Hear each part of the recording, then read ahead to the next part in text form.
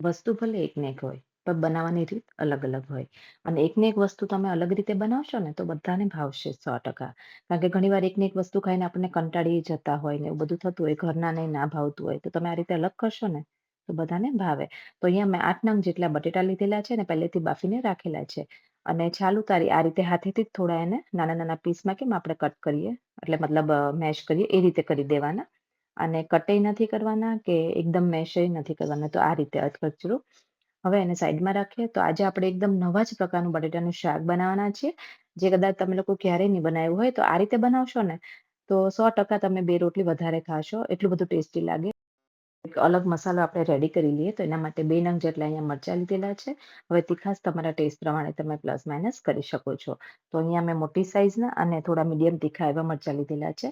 સાથે 1 ઇંચ જેટલો આદુનો ટુકડો, અને તમને જો લસણ ભાવતું હોય તો તમે લસણ પણ એડ કરી શકો. પણ લસણ વગર પણ આ સારું જ લાગશે. તો આ રીતે ખાંડવામાં નાખવાનું, અને આ રીતે થોડી કોથમીર નાખી, અડધી ચમચી જેટલું જીરું નાખી એને ખાંડી દેવાનું. આ વસ્તુ તમે મિક્સરમાં પણ કરી શકો. પણ આ રીતે ખાણી દસ્તાથી ખાંડેલું હશે ને અધકચરું, તો એનો ટેસ્ટ જ અલગ આવતો હોય છે. તો આ રીતે બનાવજો. તો અહીંયા મેં અધકચરું એને ખાંડી દીધેલું છે. અને 3 થી 4 ચમચી જેટલું તેલ મૂકવાનું છે. અહીંયા જો કોરું શાક હોય ને, તો તેલનું પ્રમાણ થોડું આગળ પડતું હોય છે.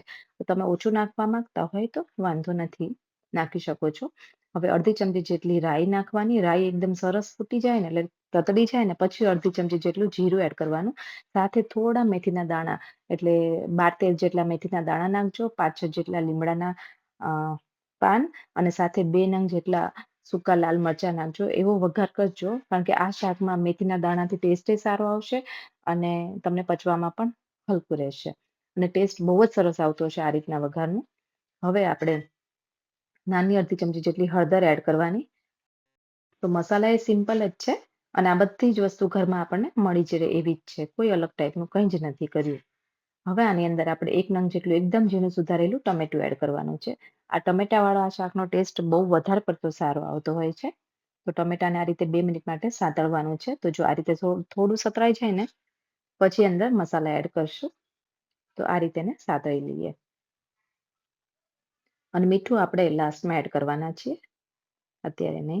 હવે આપણે જો સતરાઈ જાય ને, 2 થી 3 મિનિટ થાય ને, તેલ થોડું છૂટું પડે એવું લાગે ને, ટમેટા થોડા ગળે ને, એટલે આ મસાલો એડ કરી દેજો. અને આની સુગંધ એકદમ જોરદાર આવશે. અને આમ આમ છે ને, સૂંઘીને જ તમને એવું થશે કે આને આપણે એમ ખાવાની ઈચ્છા થઈ જાય ને એવું ફીલ થશે. અને સુગંધ બહુ મસ્ત આવતી હોય છે આ વઘારની.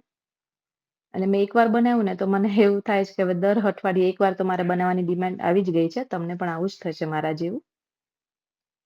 તો હવે આપણે એની અંદર આ બટેટા એડ કરી દઈએ. અહીંયા મેં જો એકદમ ઝીણા-ઝીણું આવું હાથેથી જ કરી દીધેલું છે. એટલે એકદમ સરસ ભળી જશે આ મસાલો.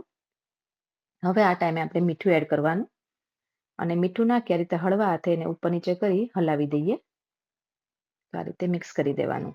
અને 100% ગેરંટી છે. આને તમે જો થેપલા સાથે ખાશો ને, તો બહુ જ વધારે મજા આવશે. કારણ કે અમે લોકો આને થેપલા સાથે બનાવીએ છીએ. ઉપરથી ભારોભાર કોથમીર એકદમ ઝીણી સુધારેલી, અને અડધા લીંબુનો રસ નાખજો.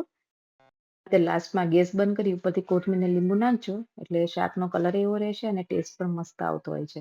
હવે એકવાર મિક્સ કરી દઈએ અને આને આપણે સર્વ કરીએ.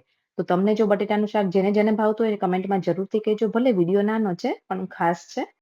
કોના કોના ઘરે બટેટાનું શાક બને છે કમેન્ટ કરીને જરૂરથી કહેજો, અને કોને ભાવે છે એ પણ કહેજો. ચલો ફરી મળીએ એક નવી રેસીપી સાથે. Thank you.